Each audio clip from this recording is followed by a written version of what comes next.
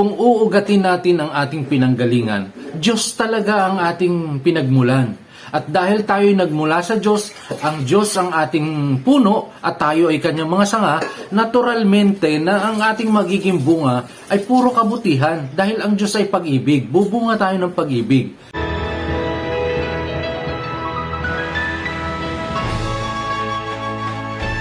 Sinabi ni Jesus sa kanyang mga alagad, Mag-ingat sa mga bulaang propeta na lumalapit sa inyo na parang mga tupa, pero mababagsik na mga lobo naman sa loob.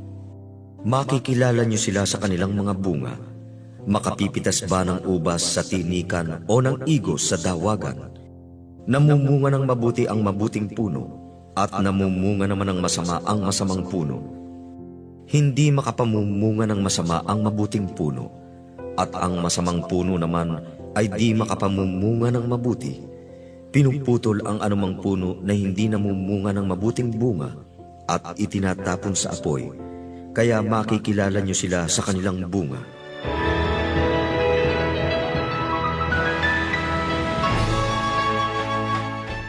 Isang mapagpalang umagang sumaatin mga kapatid. Ngayon po ay narinig natin ang banal na ebanghelyo para sa araw na ito. At sinabi ng ating Panginoon na hindi makapamumunga ng mabuti ang masamang puno at ang mabuting puno naman ay mamumunga ng mabuti. At ito'y may kaugnayan dun sa mga naunang sinabi ng ating Panginoon na siya ang puno ng ubas at tayo ang mga sanga. Mga kapatid, kung uugatin natin ang ating pinanggalingan, Diyos talaga ang ating pinagmulan. At dahil tayo'y nagmula sa Diyos, ang Diyos ang ating puno at tayo ay kanyang mga sanga, naturalmente na ang ating magiging bunga ay puro kabutihan dahil ang Diyos ay pag-ibig. Bubunga tayo ng pag-ibig. So, paano nangyayari na merong mga masasama?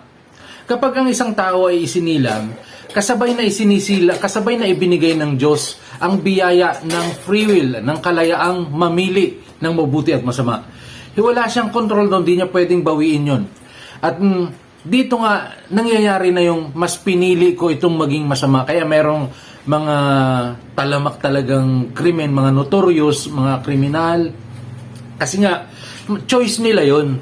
Choice nila na pinili na yon. Pero sa kaibuturan ng kanilang puso, kung hahalongkatin ang kaibuturan ng kanilang puso, may mabuti sa kanila. Kaya hindi mo masasabing wala ng pag-asa ang taong yan. Dapat hatulan na ng kamatayan. Hindi pa rin. May mabuti, may pag-asang magbago ang taong itong. Lahat ng tao may pag-asang magbago habang nabubuhay. Dahil ang puno natin ay mabuti, ang Diyos. Ang puno natin ay pag-ibig. Kaya merong natatagong pag-ibig na hindi lang nahahalukay. Kailangan lang dito ay buhayin para itong pag-ibig na ito ay lumutang sa pagkatao ng taong ito. Lahat tayo ay maganda ayon sa paningin ng Panginoon at ayon sa mga sanga na nakakabit sa Panginoon. Ayon sa mga mabubuting tao na nakakabit sa Panginoon, maganda ang tingin sa ating lahat. Walang nilikhang pangit ang Diyos. Nasa pananaw lang ng tao yon. Kung nakaugat tayo sa sanga ng Panginoon, makikita natin ang kagandahan ng kanyang likha. At kung tayo naman ay pinili natin ang ating sariling choice na maging masama, kahit gaano kaganda ang isang bagay, kahit gaano kaganda ang nilikha ng Diyos, hahanapin natin ang masama para maging masama sa paningin natin. Pero yun nga, ang pinagmula natin ay Diyos, kaya kahit may kapansanan yan, kahit nakikita pa rin natin sa kanila ay kabutihan at kagandahan dahil nilikha sila ng Diyos. Mga kapatid, ang kagandahan ay nasa paningin ng tumitingin. Ang Diyos ang ating puno, huwag tayong hihiwalay. Amen. Life is beautiful. God bless us all.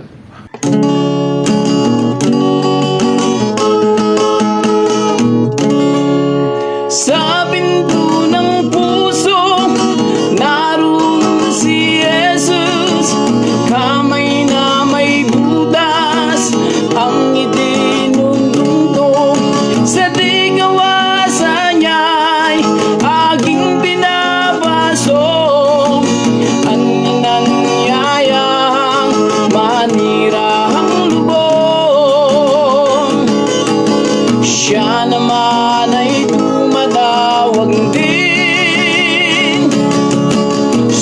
tayong puso'y dinggin. Siya'y pangbuksan at babasukin nang tayo'y pagbalain. Sa bundong hinahanap ang sariling kanya, kahit nag-iisa na naligaw na tupa, siyang